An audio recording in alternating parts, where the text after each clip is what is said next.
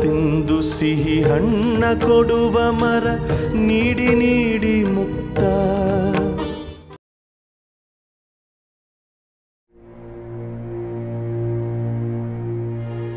Sir, Sudarshan ಅವರು ನಿಜವಾಗ್ಲೂ ಬರ್ತಾರಲ್ವಾ sir? ನೆನ್ನೆ ಅವ್ರ ತಂದೆಗೆ ಫೋನ್ ಮಾಡಿದಾಗ ಬರ್ತೀನಿ ಅಂತ ಹೇಳಿದ್ರು. ಅವ್ರ ಮಾತಿಗೆ ತಪ್ಪೋರಲ್ಲ. ಇನ್ನೇನು 10 ಆಗ್ತಾ ಬಂತು, ಬರ್ಬೋದು. ತಾಳಿ, ನಿಮ್ಮ ಸಮಾಧಾನಕ್ಕೋಸ್ಕರ ಫೋನ್ ಮಾಡಿ ಕೇಳ್ತೀನಿ.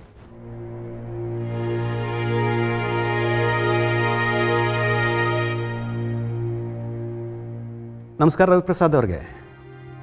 ನಾನು ಶಿವಕೃಷ್ಣ ದೇಸಾಯಿ. ಹಾಂ, ಎಲ್ಲಿದ್ದೀರಿ? ಹೌದಾ, ಬನ್ನಿ. ಓಕೆ, ಇಲ್ಲೇ ಹತ್ತಿರದಲ್ಲೇ ಇದ್ದಾರಂತೆ. ಇನ್ನೊಂದು 2 ನಿಮಿಷ ಬಂದುಬಿಡ್ತಾರೆ. ನೋಡಿ, ಅವ್ರು ಇಲ್ಲಿ ಬರ್ತಾರಲ್ಲ, ಆಗ ನೀವು ಇಲ್ಲಿ ಕೂತಿರೋದು ಸೂಕ್ತ ಅಲ್ಲ. ನೀವು ಒಳಗಡೆ ಇರಿ, ಆಮೇಲೆ ನಿಮ್ಮನ್ನು ಕರೆಸ್ತೀನಿ. ಮೃಣಾಲಿನಿ, ಇವ್ರನ್ನ ಒಳಗೆ ಕರ್ಕೊಂಡು ಹೋಗಮ್ಮ. ಸರಿ ಮಾವ, ಬನ್ನಿ.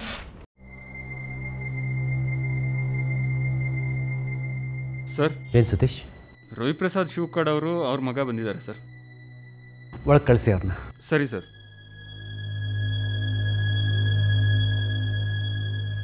ಓ, ನಮಸ್ಕಾರ. ನಮಸ್ಕಾರ ಸರ್. ನಮಸ್ಕಾರ. ನಮಸ್ಕಾರ ಸುದರ್ಶನ್, ಕೂತ್ಕೊಳ್ಳಿ. Thank you sir. ನೆನ್ನೆ ನೀವು ಫೋನ್ ಮಾಡಿದಾಗ ಏನೋ ಮಾತಾಡಬೇಕು ಅಂದ್ರಿ. ನೆನ್ನೆ ನಿಮ್ಮ ಫೋನ್ ಬಂದಾಗಿಂದ ನನಗೇನೋ ಆತಂಕ ಆಗಿಬಿಟ್ಟಿದೆ. ನೆನ್ನೆಯಿಂದ ಹೇಳ್ತಾನೆ ಇದ್ದೀನಿ ಸರ್, ಆತಂಕ ಪಡುವಂಥದ್ದು ಏನೂ ಇಲ್ಲ ಅಂತ. ನಮ್ಮಪ್ಪ ಕೇಳ್ತಾನೇ ಇಲ್ಲ. ಸಿದ್ಧಾರ್ಥಪುರದಿಂದ ನೀವು ನನಗೆ ಟಿಕೆಟ್ ಕೊಡಲಿಲ್ಲ, ಬೇರೆ ಯಾವುದಾದ್ರೂ ಕ್ಷೇತ್ರದಿಂದ ಟಿಕೆಟ್ ಕೊಡ್ತೀನಿ ಅಂತ ಹೇಳಿದ್ರಿ. ಆ ವಿಚಾರವಾಗಿ ಮಾತಾಡೋಕ್ಕೆ ಕರೆಸ್ತಿರಬಹುದು ಅಂತ ನಮ್ಮಪ್ಪನಿಗೆ ಹೇಳಿದೆ. ನಿಮಗೆ ಟಿಕೆಟ್ ಕೊಡೋ ವಿಚಾರ ಅದೇನು ದೊಡ್ಡದಲ್ಲ, ಕೊಡೋಣ ಬಿಡಿ, ಅದು ನನ್ನ ತಲೆಯಲ್ಲಿದೆ. ಆದರೆ ಅದಕ್ಕೂ ಮುಂಚೆ ನಿಮ್ಮಿಂದ ಒಂದು ಕ್ಲಾರಿಫಿಕೇಷನ್ ಬೇಕು ನನಗೆ. ರವಿಪ್ರಸಾದ್ ಅವರೇ, ನಿಮ್ಮ ಮಗನಿಗೆ ಮದುವೆ ಗೊತ್ತಾಗಿದೆಯಾ? ಹೌದು ಸರ್, ಮಿನಿಸ್ಟರ್ ದೇವಕಿ ನಂದಕುಮಾರ್ ಅವ್ರ ಮಗಳ ಜೊತೆ. ಅರೇಂಜ್ಡ್ ಮ್ಯಾರೇಜಾ? ಹೌದು ಸರ್.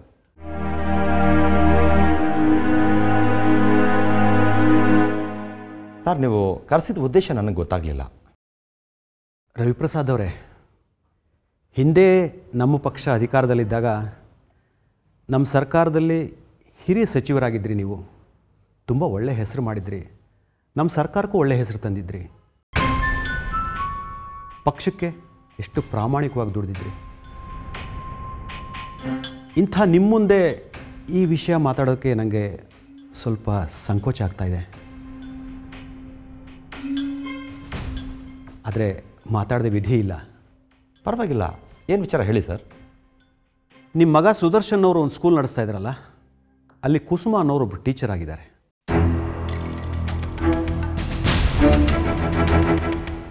ಆ ಟೀಚರ್ ಬಗ್ಗೆ ನಿಮ್ಮ ಅಭಿಪ್ರಾಯ ಏನು ರವಿಪ್ರಸಾದ್ ಅವರೇ? ಒಳ್ಳೆ ಹೆಣ್ಮಗಳು, ಮಕ್ಕಳಿಗೆ ತುಂಬ ಚೆನ್ನಾಗಿ ಪಾಠ ಹೇಳ್ಕೊಡ್ತಾರೆ. ಈಗಲೂ ಅವ್ರು ನಿಮ್ಮ ಸ್ಕೂಲಲ್ಲಿ ಕೆಲಸ ಮಾಡ್ತಾ ಇದ್ದಾರಾ? ಆ ಸ್ಕೂಲ್ ಅಡ್ಮಿನಿಸ್ಟ್ರೇಷನ್ ನೋಡ್ಕೊತಿರೋದು ನನ್ನ ಮಗ. ಅವನಿಗೆ ಎಲ್ಲ ವಿಚಾರ ಗೊತ್ತು ಸರ್. ಆ ಟೀಚರು ನಮ್ಮ ಸ್ಕೂಲಲ್ಲಿ ಇದ್ದಾರೇನೋ? ಅದು ಇಲ್ಲಪ್ಪ, ಕೆಲಸ ಬಿಡಿಸ್ಬಿಟ್ಟೆ. ಸುದರ್ಶನ್, ಯಾಕೆ ಕೆಲಸ ಬಿಡಿಸ್ಬಿಟ್ರಿ? ಸರ್, ಅದು ಆಕೆ ಮೇಲೆ ತುಂಬ ಕಂಪ್ಲೇಂಟ್ ಇತ್ತು ಸರ್. ಸ್ಕೂಲಿಗೆ ಬರೋಕ್ಕೆ ಒಂದು ಟೈಮು ಅಂತ ಇರಲಿಲ್ಲ ಸರ್. ಇಷ್ಟ ಬಂದಾಗ ಬರೋದು, ಇಷ್ಟ ಬಂದಾಗ ಹೋಗೋದು. ಇತ್ತೀಚೆಗೆ ಸರಿ ಪಾಠನೂ ಮಾಡ್ತಿರಲಿಲ್ಲ. ತುಂಬ ಸೋಮಾರಿತನ ಕಲ್ತ್ಕೊಂಡ್ಬಿಟ್ಟಿದ್ರು ಸರ್. ಮಕ್ಕಳು ಮತ್ತು ಪೇರೆಂಟ್ಸಿಂದ ತುಂಬ ಕಂಪ್ಲೇಂಟ್ ಬರ್ತಿತ್ತು ಸರ್. ಅದಕ್ಕೆ ಕೆಲಸದಿಂದ ತೆಗೆದುಬಿಟ್ಟೆ. ಆಕೆ ತುಂಬ ಒಳ್ಳೆ ಟೀಚರು, ಮಕ್ಕಳಿಗೆ ಪ್ರೀತಿಯಿಂದ ಪಾಠಗಳು ಹೇಳ್ಕೊಡ್ತಾ ಇದ್ರು ಅಂತ ನಿಮ್ಮ ತಂದೆ ಈಗ ತಾನೇ ಹೇಳಿದ್ರು. ಸರ್, ನಮ್ಮ ತಂದೆಯವರು ಬೆಳಗಿರೋದೆಲ್ಲ ಹಾಲು ಅಂತ ನಂಬಿಡ್ತಾರೆ. ಕುಸುಮಾ ದೇಶಪಾಂಡೆ ಅವ್ರ ಬಗ್ಗೆ ನಮ್ಮ ತಂದೆಯವ್ರಿಗೆ ಪೂರ್ತಿ ವಿಚಾರ ಗೊತ್ತಿಲ್ಲ.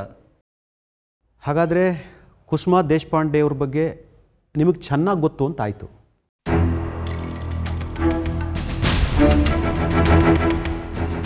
ಸರ್, ಸುದರ್ಶನ್, ದಯವಿಟ್ಟು ಏನು ಗೊತ್ತಿಲ್ಲದೆ ಇರೋ ಥರ ನಟಿಸಬೇಡಿ. ನನಗೆಲ್ಲ ವಿಚಾರನೂ ಗೊತ್ತಿದೆ. ಆಕೆನ ಮದುವೆ ಆಗ್ತೀನಿ ಅಂತ ಪ್ರಾಮಿಸ್ ಮಾಡಿದ್ರಂತೆ. ಈಗೇನು ಕಾರಣ ಕೊಡದೆ ಮದುವೆ ಆಗಲ್ಲ ಅಂತ ಹೇಳ್ತಾ ಇದ್ರಂತೆ.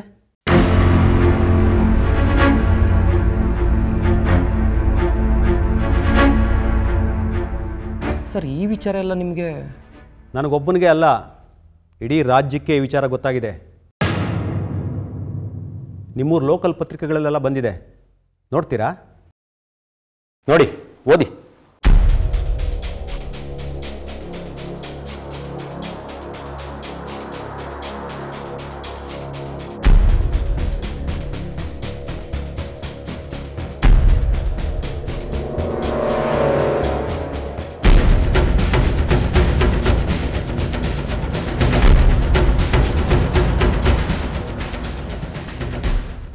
ನೋಡಿ ಸರ್, ಇದೆಲ್ಲ ಶುದ್ಧ ಸುಳ್ಳು. ಸರ್, ಈ ಪತ್ರಿಕೆಯ ಸಬ್ ಎಡಿಟರ್ ಕುಸುಮಾ ದೇಶಪಾಂಡೆ ಅವರ ಕಸಿನ್. ಅವನು ಕುಸುಮಾ ದೇಶಪಾಂಡೆ ಅವ್ರನ್ನ ನನ್ನ ವಿರುದ್ಧ ಎತ್ಕಟ್ಟಿದ್ದಾನೆ ಸರ್. ಈ ಪತ್ರಿಕೆಯಲ್ಲಿ ಬಂದಿರೋದು ಯಾವುದು ನಿಜ ಅಲ್ಲ. ನಮ್ಗೆ ಆಗದೆ ಇರೋರು ಮಾಡ್ತಿರೋ ಪಿತೂರಿ ಸರ್ ಇದು. ಬರೀ ಪತ್ರಿಕೆಗಳಲ್ಲಿ ಇವೆಲ್ಲ ಬಂದಿದ್ದರೆ ನಾನು ನಿಮ್ಮನ್ನು ನಂಬ್ತಾ ಇದ್ದೆ. ಆದರೆ ಸ್ವತಃ ಕುಸುಮಾ ಅವರೇ ಬಂದು ನನ್ನ ಹತ್ರ ಅವರೆಲ್ಲ ಹೇಳ್ಕೊಂಡಿದ್ದಾರೆ.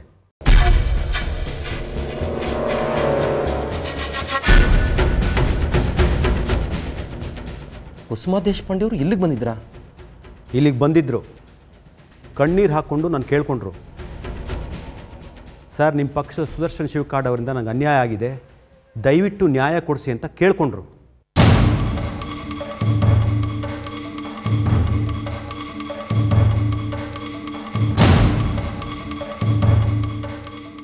ಸರ್, ದಯವಿಟ್ಟು ಆಕೆ ಮಾತನ್ನ ನಂಬೇಡಿ ಸರ್. ನಮ್ಮ ಪಕ್ಷದ ಇಮೇಜನ್ನು ಹಾಳು ಮಾಡೋದಕ್ಕೆ ವಿರೋಧ ಪಕ್ಷದವರು ಅವಳನ್ನು ಚೂಪಿಟ್ಟಿದ್ದಾರೆ ಅನಿಸುತ್ತೆ. ಅದಕ್ಕೆ ಅಲ್ವಾ ಸರ್ ನಾನು ಇಲ್ಲದೇ ಇರೋ ಟೈಮ್ನಲ್ಲಿ ಬಂದು ನನ್ನ ವಿರುದ್ಧ ಆಪಾದನೆ ಮಾಡಿರೋದು? ಅಲ್ಲ ಸರ್, ನಾನು ನಿಜವಾಗಿಯೂ ಅನ್ಯಾಯ ಮಾಡಿದರೆ ನನ್ನ ಎದುರುಗಡೆನೇ ಹೇಳಬೇಕಿತ್ತು, ಆಗ ಒಪ್ಕೋತಿದ್ದೆ.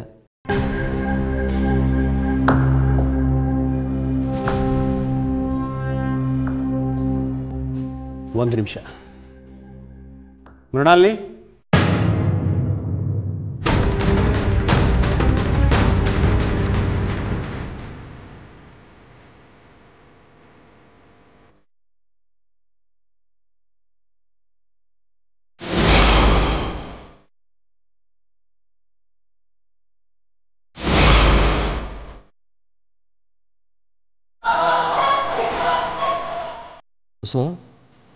ನೀವು ಇವ್ರ ಮನೇಲಿ?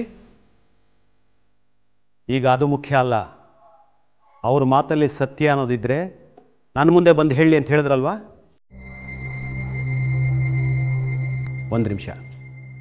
ಕುಸುಮಾ, ನಿನ್ನೆ ನನ್ನ ಮುಂದೆ ಹೇಳಿದ್ರಲ್ಲ, ಆ ವಿಚಾರ ಎಲ್ಲ ಹೇಳಿ ಈಗ. ಸುದರ್ಶನ್ ಮತ್ತು ನಾನು ಒಬ್ಬರೊಬ್ಬರನ್ನ ತುಂಬ ಇಷ್ಟಪಟ್ಟಿದ್ವಿ ಸರ್. ನಾನು ಯಾವತ್ತೂ ನಿನ್ನ ಇಷ್ಟಪಟ್ಟಿಲ್ಲ. ಒಂದು ನಿಮಿಷ. ಆ ಹೆಣ್ಣು ಮಗಳು ಮಾತಾಡೋದಕ್ಕೆ ಅವಕಾಶ ಕೊಡಿ. ಕುಸುಮಾ, ಮುಂದುವರಿಸಿ. ಸರ್, ಸುದರ್ಶನ್ ಅವರೇ ಮೊದಲು ನನಗೆ ಪ್ರಪೋಸ್ ಮಾಡಿದ್ದು. ಅವ್ರನ್ನ ನಾನು ಒಳ್ಳೆ ಮನುಷ್ಯ ಅಂದ್ಕೊಂಡು ಒಪ್ಕೊಂಡೆ. ಅವ್ರು ಪ್ರತಿ ಕ್ಷಣನೂ ಒಳ್ಳೆಯವ್ರ ಥರ ನಟಿಸ್ತಿದ್ರು. ಅವ್ರ ನಟನೆನ ನಾನು ನಿಜ ಅಂತ ನಂಬ್ತಾ ಹೋದೆ. ಇವ್ರನ್ನ ನಾನು ಎಷ್ಟು ಮಟ್ಟಿಗೆ ನಂಬಿದ್ದೆ ಅಂದರೆ, ಇವರು ಎಲ್ಲೇ ಕರೆದ್ರೂ ನಾನು ಹೋಗ್ತಾ ಇದ್ದೆ.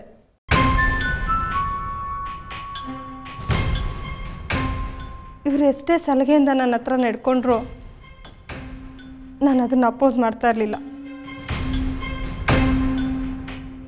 2 ವರ್ಷ ಬಿಟ್ಟು ಮದುವೆ ಆಗೋಣ ಅಂತ ಹೇಳಿದರು. ಆದರೆ ಈಗ 2 ವರ್ಷದ ಮೇಲಾಗ್ತಿದೆ.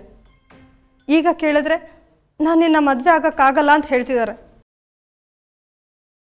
ಈಗ ಇವ್ರಿಗೆ ಮಿನಿಸ್ಟರ್ ದೇವಕಿ ನಂದಕುಮಾರ್ ಅವ್ರ ಮಗಳ ಜೊತೆ ಮದುವೆ ನಿಶ್ಚಯ ಆಗಿದೆ. ಇವ್ರ ತಂದೆಯವ್ರ ಹತ್ರ ಹೋಗಿ ನನ್ನ ಸಮಸ್ಯೆನೆಲ್ಲ ಹೇಳ್ಕೊಳ್ಳೋಣ ಅಂದರೆ ನನಗೆ ಧೈರ್ಯ ಬರಲಿಲ್ಲ ಸರ್. ಅದಕ್ಕೆ ನಾನು ನಿಮ್ಮ ಹತ್ರ ಬಂದೆ. ನನಗೆ ಸುದರ್ಶನ್ ಅವರಿಂದ ಅನ್ಯಾಯ ಆಗಿದೆ. ನನಗೆ ನ್ಯಾಯ ಬೇಕು ಸರ್.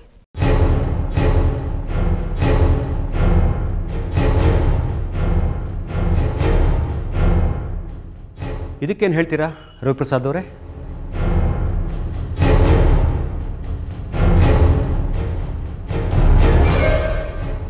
ಇದರಲ್ಲಿ ನಮ್ಮ ತಂದೆಯವರು ಮಾತಾಡೋದು ಏನೂ ಇಲ್ಲ ಸರ್.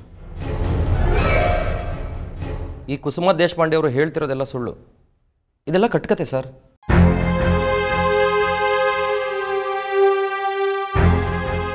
ನಾನು ಈ ರೀತಿ ಇವ್ರ ಜೀವನ ನಾಶ ಮಾಡೋದಕ್ಕೆ ಹೇಗೆ ಸಾಧ್ಯ ಸರ್? ಇವ್ರನ್ನ ಕರೆದು ನಮ್ಮ ಸ್ಕೂಲ್ನಲ್ಲಿ ಕೆಲಸ ಕೊಟ್ಟಿದ್ದೀನಿ. ಆ ಕೃತಜ್ಞತೆನೂ ಇವ್ರಿಗಿಲ್ಲ. ಈಗ ನೋಡಿದ್ರೆ ನನ್ನ ವಿರುದ್ಧನೇ ಇಲ್ಲಿಗೆ ಬಂದು ಸುಳ್ಳು ಚಾಡಿ ಹೇಳ್ತಿದ್ದಾರೆ ಸರ್. ಇವರನ್ನ ನಮ್ಮ ಸ್ಕೂಲ್ನಲ್ಲಿ ಕೆಲಸ ಮಾಡೋ ಟೀಚರ್ ಅನ್ನೋ ಭಾವನೆಯಿಂದ ಮಾತ್ರ ನಾನು ನೋಡ್ತಿದ್ದೆ. ಇವ್ರು ಕೇಳಿದಾಗಲೆಲ್ಲ ಸಂಬಳ ಹೆಚ್ಚು ಮಾಡ್ತಿದ್ದೆ ಸರ್, ಕೆಲಸದಲ್ಲಿ ಉತ್ಸಾಹ ಇರಲಿ ಅಂತ. ಆದರೆ ಇವರು ಬರ್ತಾ ಬರ್ತಾ ಕೆಲಸದಲ್ಲಿ ಸೋಮಾರಿತನ ತೋರ್ಸೋಕೆ ಶುರು ಮಾಡಿದ್ರು. ಅದು ಅಲ್ಲದೆ ಪೇರೆಂಟ್ಸ್ ಕಡೆಯಿಂದ ತುಂಬ ಕಂಪ್ಲೇಂಟ್ ಬರ್ತಿತ್ತು ಸರ್. ಅದಕ್ಕೆ ಕೆಲಸದಿಂದ ತೆಗೆದುಬಿಟ್ಟೆ. ಇವರನ್ನು ಸ್ಕೂಲಿಂದ ಬಿಡಿಸಿದ ಮೇಲೆ ಇವತ್ತೇ ಸರ್ ನಾನು ನೋಡ್ತಿರೋದು. ಸರ್, ಇವ್ರು ಇಲ್ಲಿಗೆ ಬಂದು ಹೇಳ್ತಿರೋದು ಎಲ್ಲ ಸುಳ್ಳು ಸರ್. ನೀವು ಹೇಳ್ತಿರೋ ಸುಳ್ಳು, ನಾನು ಹೇಳ್ತಿರೋ ಪ್ರತಿ ಮಾತಲ್ಲೂ ಸತ್ಯ ಇದೆ. ಹಾಗಾದರೆ ಅದಕ್ಕೇನು ಪ್ರೂಫ್ ಇಟ್ಟಿದ್ದೀರಾ ನೀವು? ಸರ್, ನೀವೇ ಕೇಳಿ ಸರ್. ನಾನು ಮದುವೆ ಆಗ್ತೀನಿ ಅಂತ ನಂಬಿಸಿದ್ದಕ್ಕೆ, ಅವ್ರ ಜೊತೆ ಸಲಿಗೆಯಿಂದ ಇದ್ದಿದ್ದಕ್ಕೆ ಏನಾದರೂ ಪ್ರೂಫ್ ಇದೆಯಂತ ಕೇಳಿ ಸರ್. ಸುದರ್ಶನ್, ಅದ್ರ ಬಗ್ಗೆ ನಾನೀಗ ಎಲ್ಲ ವಿಚಾರಿಸಿ ತಿಳ್ಕೊಂಡಿದ್ದೀನಿ. ನಿಮ್ಮ ವಿರುದ್ಧ ಸಾಕಷ್ಟು ಪ್ರೂಫ್ಗಳಿದೆ.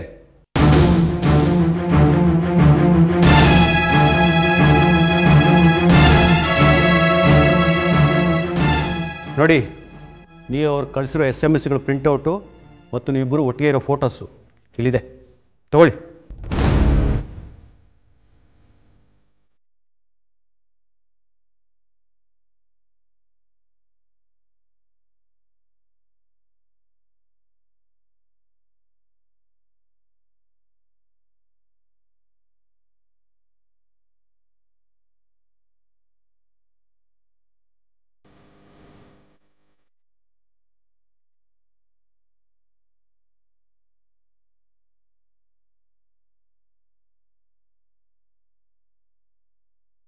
ಇದಕ್ಕೆಲ್ಲ ನೀವೇನು ಹೇಳ್ತೀರಾ ರವಿಪ್ರಸಾದ್?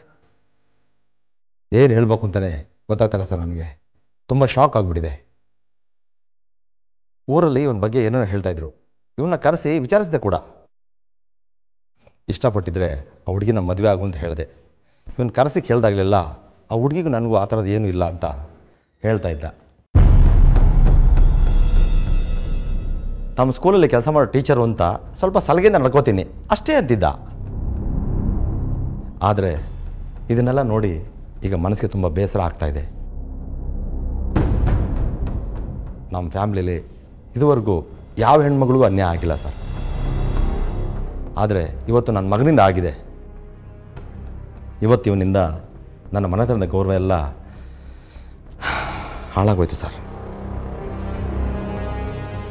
ಅಪ್ಪ, ನಮ್ಮ ಮನೆತನದ ಮಾನ ಮರ್ಯಾದೆ ಹೋಗುವಂಥ ಕೆಲಸ ನಾನು ಮಾಡಿಲ್ಲ.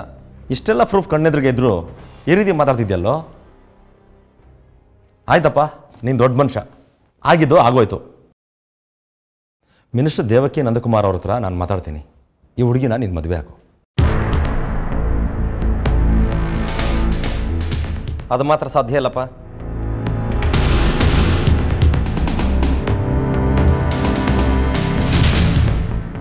ನೋಡಿ, ನಿಮಗೆಲ್ಲ ವಿಚಾರ ಗೊತ್ತಾಗಿದೆ. ಈ ವಿಚಾರವಾಗಿ ಮತ್ತೆ ನಾನು ವಾದ ಮಾಡೋಕ್ಕೆ ಇಷ್ಟಪಡಲ್ಲ.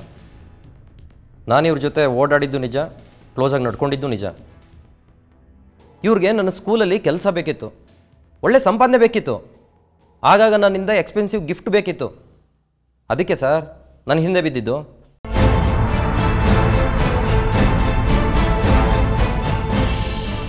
ನನಗಿವತ್ತು ಮಗಳನ್ನು ಕೊಟ್ಟು ಮದುವೆ ಮಾಡೋದಕ್ಕೆ ಮಿನಿಸ್ಟರ್ ದೇವಕಿ ನಂದಕುಮಾರ್ ರೆಡಿ ಇದ್ದಾರೆ. ಅಂಥವ್ರ ಸಂಬಂಧ ಬಿಟ್ಟು ಇವ್ರನ್ನ ಮದುವೆ ಆಗೋಕ್ಕಾಗುತ್ತಾ ಸರ್? ನನ್ನನ್ನು ಮದುವೆ ಆಗೋ ಕ್ವಾಲಿಟಿ ಯಾವುದಿದೆ ಸರ್ ಇವ್ರ ಹತ್ರ? ಇವ್ರು ನನ್ನ ಇಷ್ಟಪಡ್ತಾರಂತೆ, ನಾನು ಇವ್ರನ್ನ ಮದುವೆ ಆಗಬೇಕಂತೆ. ನನ್ನ ವಿರುದ್ಧನೇ ನಿಮ್ಮ ಹತ್ರ ಬಂದು ಚಾಡಿ ಹೇಳಿದಾರಲ್ಲ ಸರ್. ಇಷ್ಟಪಡೋರು ಯಾರಾದ್ರೂ ನಮ್ಮ ಸ್ವಂತ ವಿಚಾರನ ಇನ್ನೊಬ್ಬರ ಹತ್ರ ಹೇಳಿ ಅವಮಾನ ಮಾಡಿಸ್ತಾರ ಸರ್? ನೋಡಿ, ಅವ್ರಿಗೆ ನಿಮ್ಮನ್ನು ಅವಮಾನ ಮಾಡೋ ಉದ್ದೇಶ ಇಲ್ಲ. ಆಕೆಗೆ ನಿಮ್ಮ ಜೊತೆ ಬಾಳಬೇಕು ಅನ್ನೋ ಆಸೆ ಇದೆ. ಅದಕ್ಕೋಸ್ಕರ ಎಲ್ಲ ವಿಚಾರ ನನ್ನ ಹತ್ರ ಬಂದು ಹೇಳಿದ್ದಾರೆ, ನ್ಯಾಯ ಕೇಳಿದ್ದಾರೆ. ಆದರೆ ನನಗೆ ಇವ್ರ ಜೊತೆ ಬದುಕೋಕೆ ಇಷ್ಟ ಇಲ್ಲ ಸರ್. ಇಷ್ಟ ಇಲ್ದವ್ರನ್ನ ಮದುವೆ ಆಗೋದಕ್ಕೆ ಹೇಗೆ ಸಾಧ್ಯ ಹೇಳಿ? ಇಷ್ಟ ಇಲ್ಲ ಅಂದರೆ ನನ್ನ ಜೊತೆ ಯಾಕೆ ಸುತ್ತಾಡಿದ್ರಿ? ಮದುವೆ ಆಗಕ್ಕೆ ಇಷ್ಟ ಇಲ್ಲ ಅನ್ನೋದಿದ್ರೆ ಯಾಕೆ ನನ್ನ ನಂಬಿಸಿದ್ರಿ? ಯಾಕೆ ನನ್ನ ವಂಚಿಸಿದ್ರಿ? ಮಾತಾಡಬೇಡ ನೀನು. ಸುದರ್ಶನ್, ನೀವಿಬ್ಬರು ಜಗಳ ಆಡಲಿ ಅಂತ ನಿಮ್ಮನ್ನ ಇಲ್ಲಿ ಕರೆಸಿಲ್ಲ ನಾನು. ನಮ್ಮ ಮುಂದೆ ಒಂದು ಸಮಸ್ಯೆ ಕೂತಿದೆ, ಅದಕ್ಕೆ ಪರಿಹಾರ ಕಂಡುಕೋಬೇಕು. ನಿಮ್ಗೆ ನನ್ನ ಮೇಲೆ ಗೌರವ ಇದೆಯಾ? ಗೌರವ ಇದೆ ಸರ್, ಅದಕ್ಕೆ ಇಷ್ಟೆಲ್ಲ ಆದರೂ ನಾನು ಇಲ್ಲೇ ನಿಂತಿರೋದು. ಹಾಗಾದರೆ ನೀವು ಈ ಹೆಣ್ಮಗಳ ಮದುವೆ ಆಗಿ ನೀವು ಯಾವ ಕ್ಷೇತ್ರದಿಂದ ಟಿಕೆಟ್ ಕೇಳ್ತಿರೋ ಆ ಕ್ಷೇತ್ರದಿಂದ ನಮ್ಗೆ ಟಿಕೆಟ್ ಕೊಡಿಸ್ತೀನಿ ನಾನು.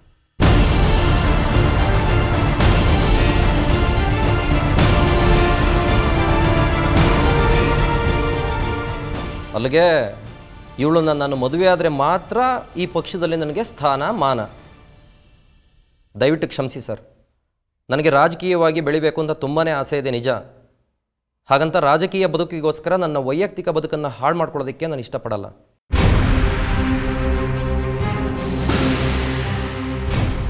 ನಮ್ಮಪ್ಪ ಎಷ್ಟು ವರ್ಷಗಳಿಂದ ಈ ಪಕ್ಷಕ್ಕೋಸ್ಕರ ದುಡಿದಿದ್ದಾರೆ. ನಾನು 3 ವರ್ಷಗಳಿಂದ ಈ ಪಕ್ಷಕ್ಕಾಗಿ ಕೆಲಸ ಮಾಡಿದ್ದೀನಿ. ಅದು ಯಾವುದನ್ನು ಲೆಕ್ಕಕ್ಕೆ ತಗೋತಿಲ್ಲ ನೀವು.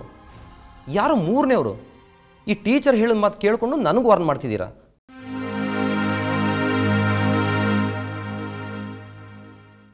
ಇವರನ್ನ ಮದುವೆ ಆದರೆ ಮಾತ್ರ ನನಗೆ ನಿಮ್ಮ ಪಕ್ಷದಿಂದ ಟಿಕೆಟ್ ಕೊಡ್ತೀನಿ ಅಂದರೆ ದಯವಿಟ್ಟು ಕ್ಷಮಿಸಿ ಸರ್. ನನಗೆ ನಿಮ್ಮ ಪಕ್ಷದಿಂದ ಯಾವ ಟಿಕೆಟು ಬೇಡ. ಬರ್ತೀನಿ.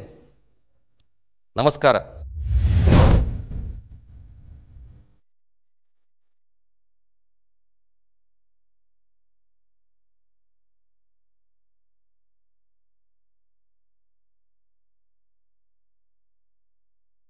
ದಯವಿಟ್ಟು ಕ್ಷಮಿಸಿ ಸರ್. ಅವನು ಇಷ್ಟೊಂದು ಒದ್ದಡತನದಿಂದ ನಮ್ಮ ಹತ್ರ ಮಾತಾಡಬಾರ್ದಾಗಿತ್ತು. ನಾನು ಹೆಣ್ಮಗುಗೆ ನ್ಯಾಯ ಕೊಡಿಸ್ಬೇಕು ಅಂತ ಎಷ್ಟೋ ಹೇಳಿದೆ, ಅವನು ಮಾತು ಕೇಳ್ತಾ ಇಲ್ಲ. ನೀವೇನು ನೋಡಿದಲ್ಲ ಸರ್, ಈ ವಿಷಯದಲ್ಲಿ ನಾನು ಅಸಹಾಯಕ. ದಯವಿಟ್ಟು ನನ್ನನ್ನು ಕ್ಷಮಿಸಿ ಸರ್. ಅಯ್ಯೋ, ನೀವೇ ಕ್ಷಮೆ ಕೇಳ್ತೀರಿ ಬಿಡಿ. ಇಲ್ಲಿ ನಿಮ್ಮ ತಪ್ಪೇನೂ ಇಲ್ವಲ್ಲ.